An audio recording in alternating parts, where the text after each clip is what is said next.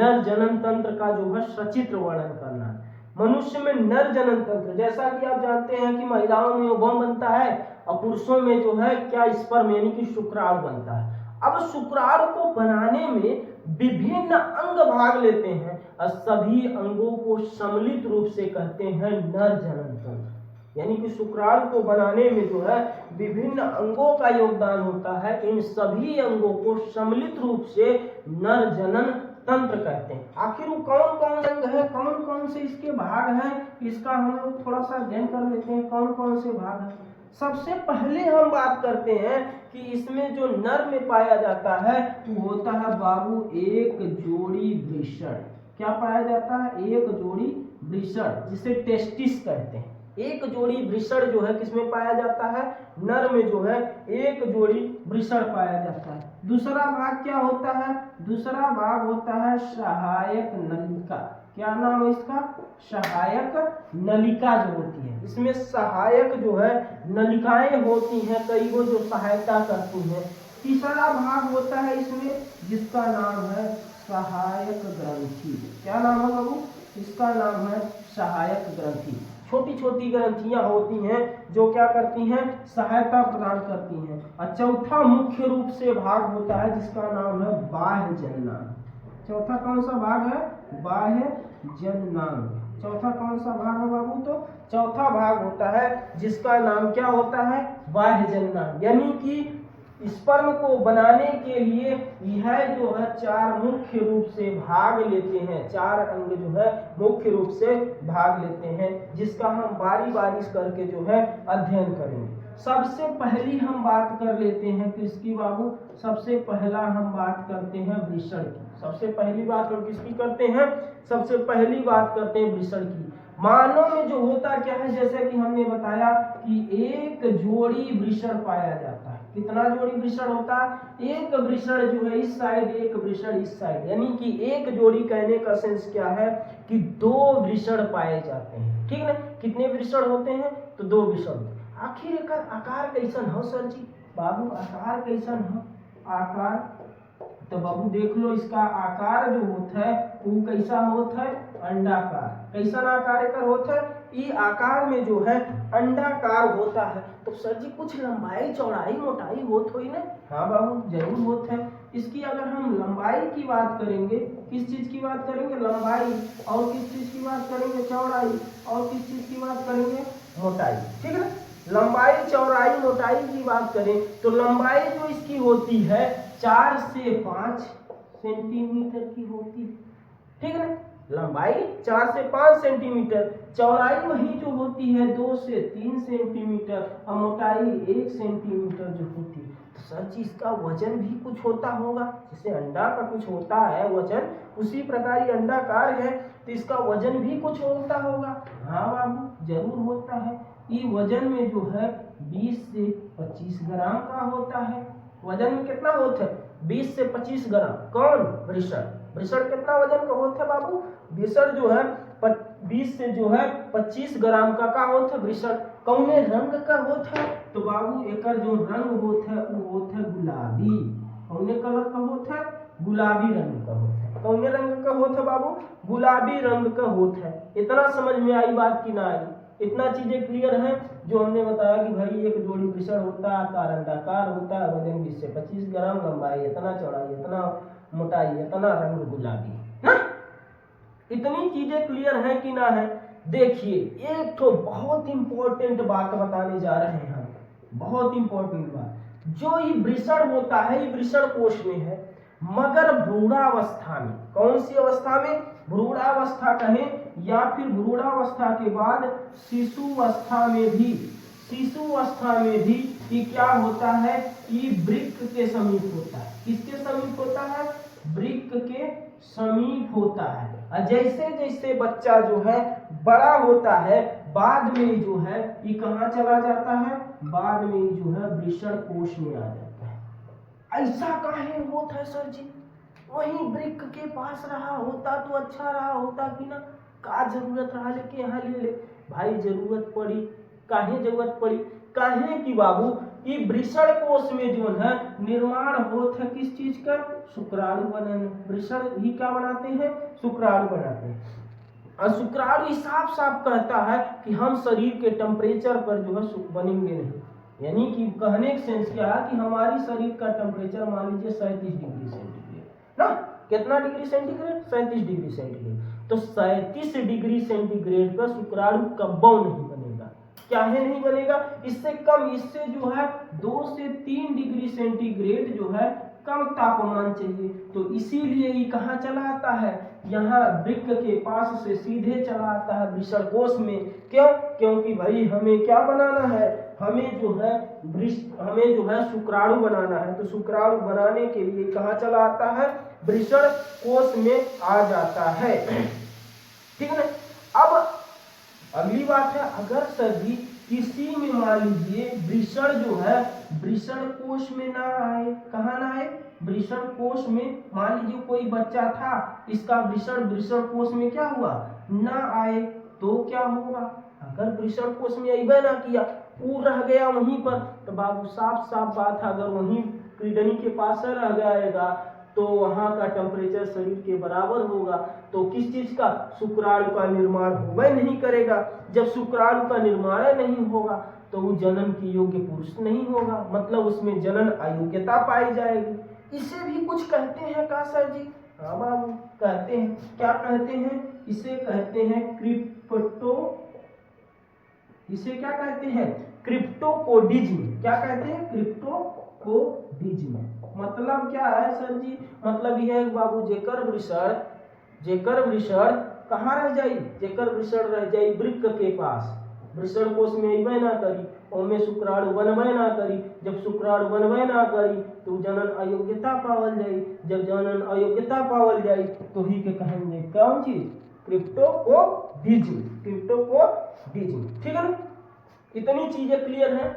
आगे हम चलते हैं। देखिए आगे हम बात करते हैं वृषण की संरचना की। किस चीज की हम बात करते हैं, आगे हम बात करेंगे बाबू वृषण की संरचना। किसकी बात करेंगे कि आखिर वृषण की जो संरचना है वो है कैसी। जैसे देखेंगे वृषण के ऊपर एक पतली सी मेम्ब्रेन होती है, इस वृषण के ऊपर एक पतली सी क्या होती है, एक पतली सी मेम्ब्रेन, एक पतली सी जो है झिल्ली होती है। अब ये जो झिल्ली होती है इसे कहते हैं बाहरी आवरण। इसे क्या कहते हैं, इसे कहते हैं बाबू बाहरी आवरण। क्या नाम है इसका, इसका नाम है बाहरी आवरण। अब बाहरी आवरण जो होता है ये किसका बना होता है, तो ये बना होता है टेस्टिकुलम का। किसका बना होता है, टेस्टिकुलम का। बाहरी आवरण किसका बना होता है, बाहरी आवरण जो होता है बाबू, बाहरी आवरण बना होता है किसका, टेस्टिकुलम का। अब हम वृषण के अंदर अगर जाते हैं तो देखते हैं इसमें कई गो खाने जैसे कोष्ठक जैसी संरचना है। इसके अंदर क्या पाए जा रहे हैं, वृषण के अंदर भैया पाए जा रहे हैं कोष्ठक। क्या पाए जा रहे हैं, कोष्ठक मिल रहे हैं, ढेर सारे कोष्ठक मिल रहे हैं। कम से कम कितना हुई है, कम से कम हुई है बाबू 250 से 300, 250 से 300 का चीज है, कोष्ठक है। आखिर कोष्ठक में होत का हो, आखिर कोष्ठक में का होता है। अब देखिए प्रत्येक जितने भी 250 से 300 कोष्ठक हैं, प्रत्येक कोष्ठक में, किसमें, प्रत्येक कोष्ठक में 1 से लेकर 3 जो है नलिकाएं पाई जाती हैं। क्या पाई जाती हैं, 1 से लेकर 3 क्या पाई जाती हैं, नलिकाएं पाई जाती हैं। अब ये जो नलिकाएं 1 से 3 नलिकाएं पाई जाती हैं, इसमें जो है क्या क्या होता है, हम पहली नलिका या पहली कोशिका की बात कर लेते हैं। तो पहला जो होता है उसे कहते हैं शुक्राणु जनक कोशिका।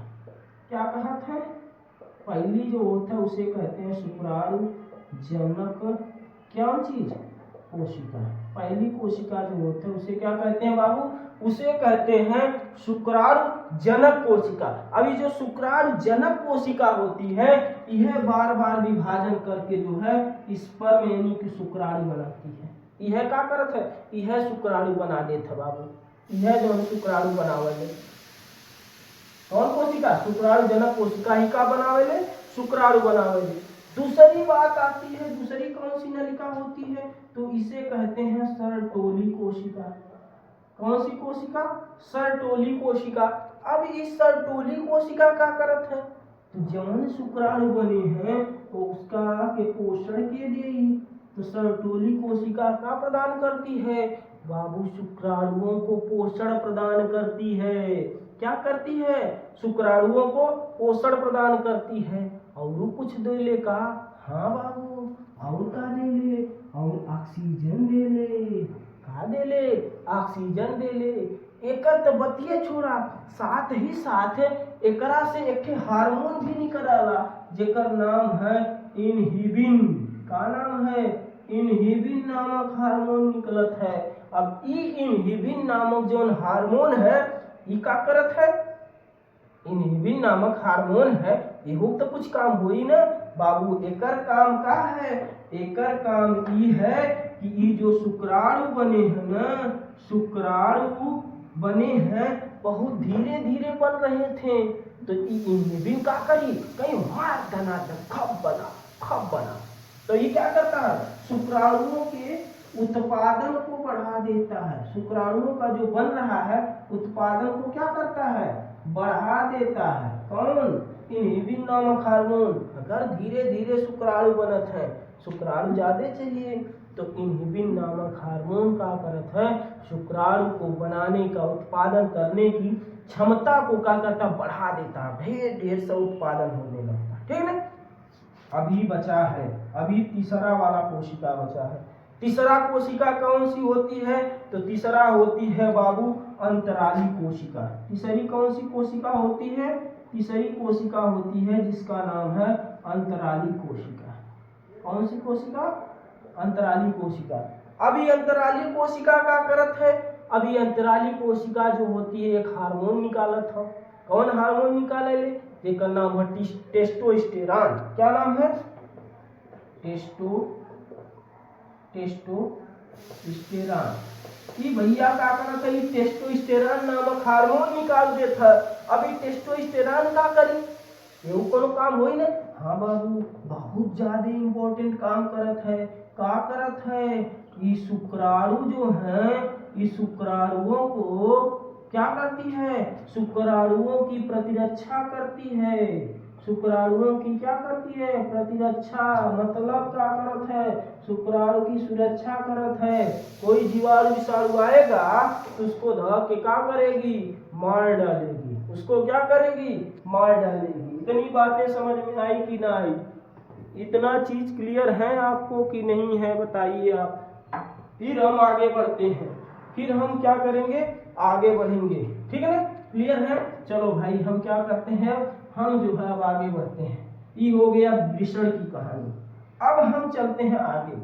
आप क्या देख रहे हैं फिगर में कि वृषण के ऊपर कुछ ऐसी कुंडली संरचना दिख रही है। इसके ऊपर कुछ कुंडली, इसी को देखिए, इसके ऊपर कुछ क्या है? ऐसी कुंडलित संरचना दिख रही है। ऐसी कुंडलित होकर संरचना दिख रही है। और ये जो संरचना है बाबू, इसी को कहते हैं अधिवृषण। क्या नाम है? अधिवृषण। क्या नाम है बाबू इसका? इसका नाम होता है कौन चीज?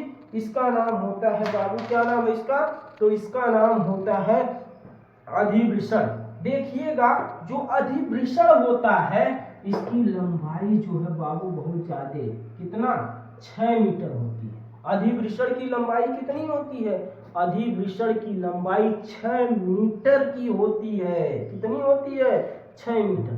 मगर दिक्कत उन चीज का है कि अधिवृषण इतना न कुंडलित है, एकदम कुंडलित हो के कुंडलित होत बचत कितना है? 4 सेंटीमीटर का। सोचिए कितना ज्यादा कुंडलित हुआ होगा। जैसे आपका जो पेट है, आपके पेट में आहार जो है, आहार नाल जो है, छोटी आंत, बड़ी आंत ना, ठीक है ना?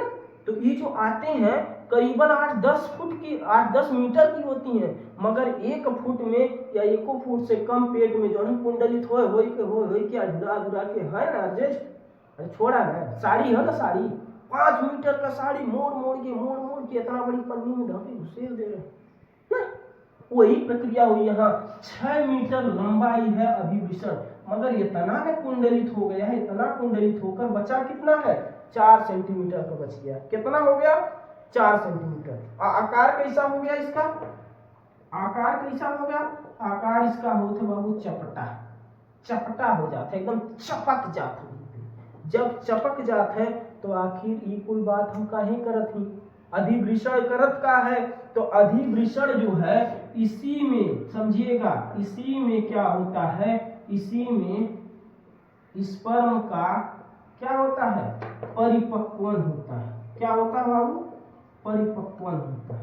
इसमें इसी में जो है किसका परिपक्वन होता है, इसी में स्पर्म का जो है परिपक्वन होता है। परिपक्वन कहने का सेंस क्या है, परिपक्वन कहने का सेंस यह है कि इसमें जो है स्पर्म क्या होते हैं, इसी में स्पर्म जो है भाई विकसित होते हैं, बड़े होते हैं, एकदम जो है क्या होते हैं, एकदम जो है सुरक्षित हो जाते हैं। ठीक है ना, इसी में जो है स्पर्म एकदम परिपक्व जो है हो जाते हैं। ठीक है, बात समझ में आई।